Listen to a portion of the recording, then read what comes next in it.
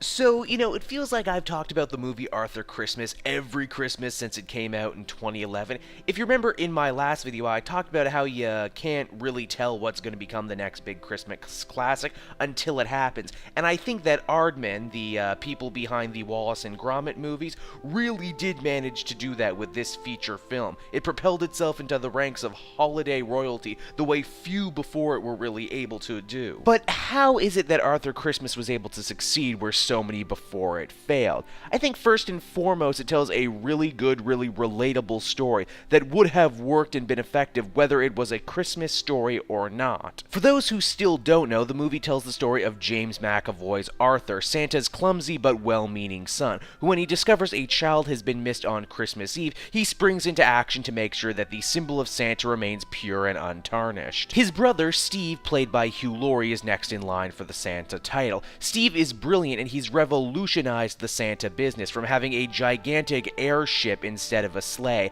and mostly turning the job into the type of thing where the elves do all the heavy lifting and Santa's kind of more of a figurehead. He, however, lacks the personal touch. He's just not great with children. Now, a weaker movie would have made this guy into the villain, but what Arthur Christmas has going for it is real complexity with its characters. This extends to their dad as well, played by Jim Broadbent. He knows his time as Santa is coming to an end, but he fears what he'll do once he retires. That's some serious subject matter to interject into a colorful kids film. Then there's Bill Nighy as the Grand Santa, a grizzled old piss tank who hates what's become of his once beloved station, and who joins Arthur on his mission, if only to try and show up his son and grandson. But he's not really a bad guy either, he just thinks the old ways are best, and as the movie goes on, he soon discovers that he needs to meet people halfway. And if Arthur Christmas had an overarching theme, it would be one of compromise. Few animated movies, let alone live-action movies for that matter, managed to come to that conclusion. A lesser film would have had Arthur win the mantle of Santa just because he's pure of heart,